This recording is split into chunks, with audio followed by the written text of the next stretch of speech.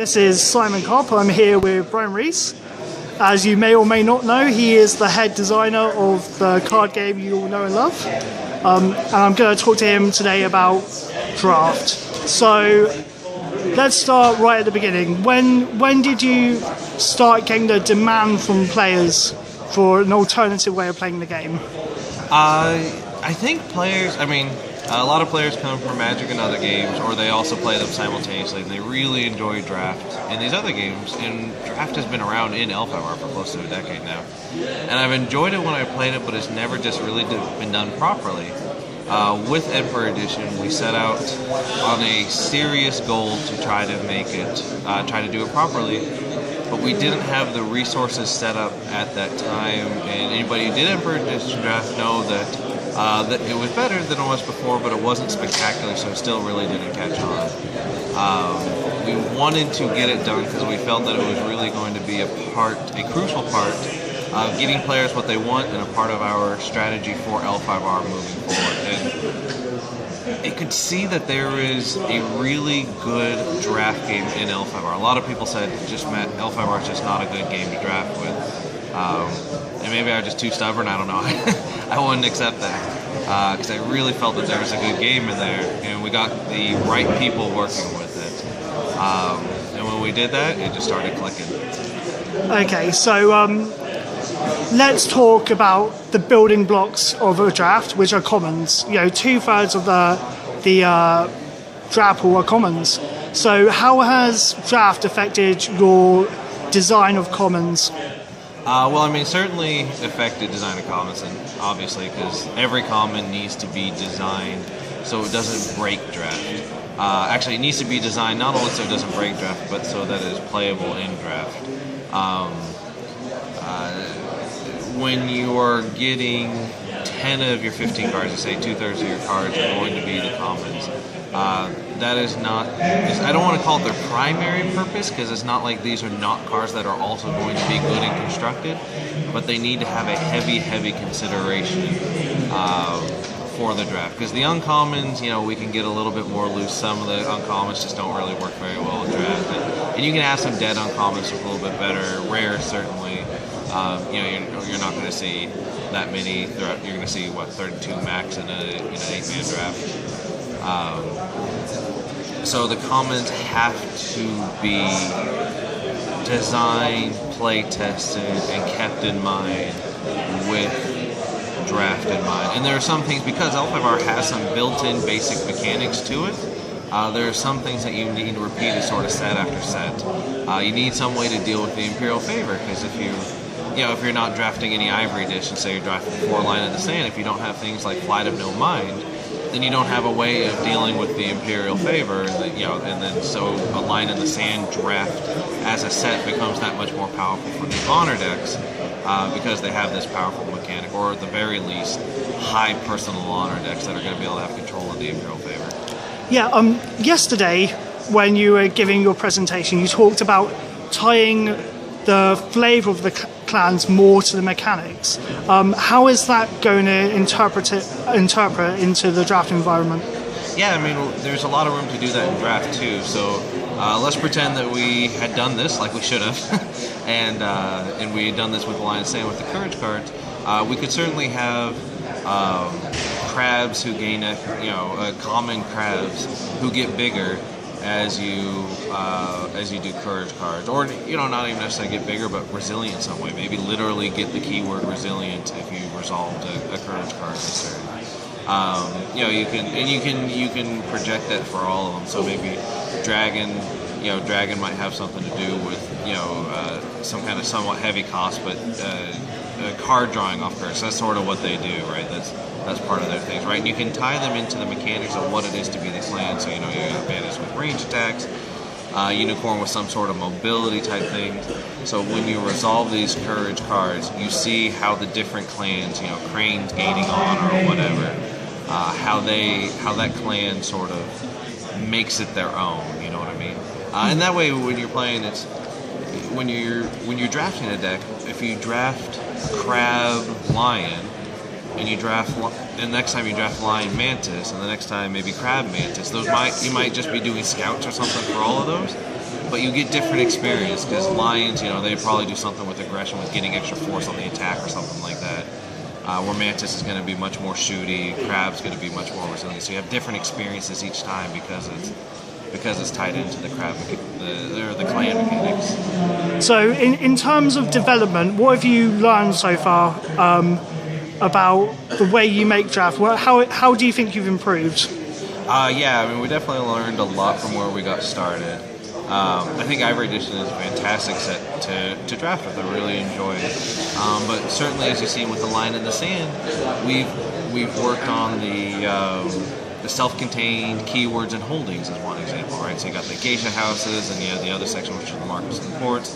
And we continue that throughout, and those can make really interesting draft decisions. Because if you're able, like I did a geisha deck when I was drafting for Line in the Sands, and I was able to get all these geisha houses in, and then I was able to get the geishas, and I actually got Sachina Sensei as well, and it had fantastic synergy all within. And beyond that, it sort of goes to your question, like learning how to properly lay out the sheets to send to the printers is also a skill that we've been working on. So like one thing we noticed when we were drafting Ivory, like the sheets are sort of laid out, you notice that you'll get a spell right next to a Shingenja, that might be next to your Jimbo, that might be next to like a Final Sacrifice, right? And you sort of get this run of commons or uncommons that are all sort of synergistic, which is awesome. But what we also found is you'll get packs where you want like 6 or 7 cards out of them, and then you'll get another pack that's got a run that's, not at all what you're doing, right? So we're working on trying to keep the runs there, because obviously you want that synergy when you open up a pack. You want the scout right next to a scout strategy or something like that, but not have them quite be the length that they are, so you will get more packs that have 2 to 4 cards in them you want, and less packs that have 6, 7, 8 cards you want, or 0 cards that you want, or 1 or 2. Okay, I think we've talked about this a bit already with how flavors tie into mechanic. Where do you think the future of drafting lies in terms of design and development? Well, at this point right now, we're continuing to improve. One of the things I felt that we didn't hit well enough with Ivory Edition drafting is properly incentivizing you for drafting around a keyword such as Scout or Kensai or Yojimbo or whatever. In some cases, there's some absolutely fantastic cards, like Final Sacrifice is one that will make me want to draft Yojimbo every time because it's such a powerful card. But Scout, a lot of the Scout cards in Ivory Edition and the Coming Storm, they're just not powerful enough to make me want to really go Scouts, which is too bad, right? So we're really focusing on trying to do that to make it worth it. So I do want to try to draft a Scout deck or a Kensai deck or a Commander deck. Not that we have much of that going on right now, but those types of things. Yeah, you've really, coming in talking to Jim, he was like, AEG really want me to push draft, and it's been such a success here. I think we've had maybe like 20 side event drafts fired. We've had the Invitational, we've had the Mahatsu Sensei, and there's also been another draft for the draft winners. How pleased are you with how the community's responded? Really well. Like I always felt that there was a good draft game there, and if we got it right, the community would respond. Because the L5R community sort of never really picked up draft, never given it much of a chance, and sort of rightly so, right? Because we weren't doing it right. But I really felt that if it was done right, that it would indeed get picked up by the community. And I was just talking to Jim a few minutes ago, and he's talking about they just did the 20th draft, they've run out. So that's all that they're going to be able to do, and I'm sure if there's a demand for more, if they could supply more product to do it with, plus all the other events as you just mentioned. Yeah. So, draft. Is there any possibility of? There are already a couple of major events which are going to be draft only. Is there a possibility of seeing mixed constructed draft events in the future? Is that a possibility? I definitely have been talking with Dan Deneen. He's our events tournament organizer. And I want to talk to him about integrating, or at least giving tournament organizers the option to integrate draft into their events, where maybe they start constructed and then they draft in the elimination round. It adds a whole new dynamic. It adds another level of skill set. It's a lot of fun, as you point out. It also gives clans that maybe aren't doing quite as well a shot at winning some of these events. So if we take this last Gotai season, for example, Spider, who obviously didn't do very well, Crab, who didn't do very well, but they were still able to make the cuts. So if you can get a good player who was able to make the cut with their Spider deck or whatever, and then get him in there with a good draft, his chances of winning that, and therefore the chances of Spider winning that event and Spider reaping the reward for winning that event, go up.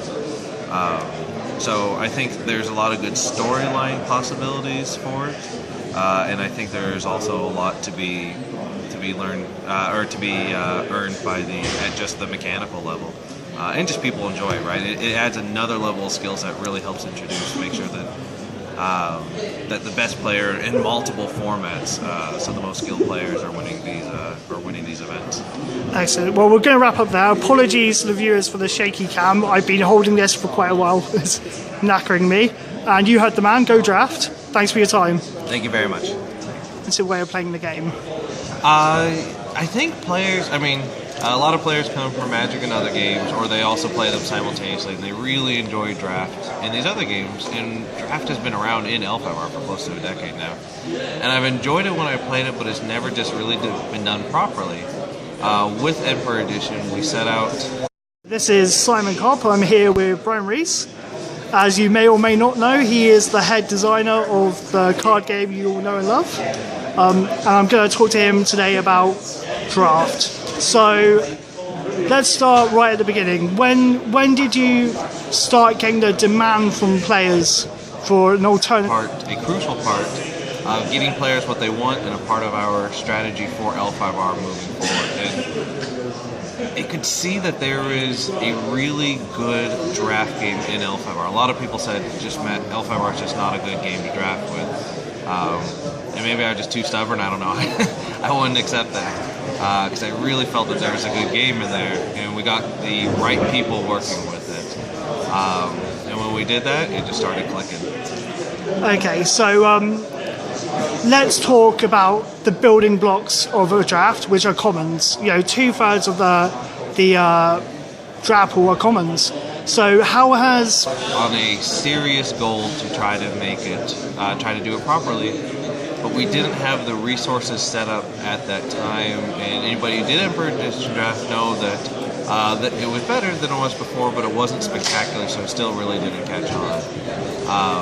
We wanted to get it done because we felt that it was really going to be a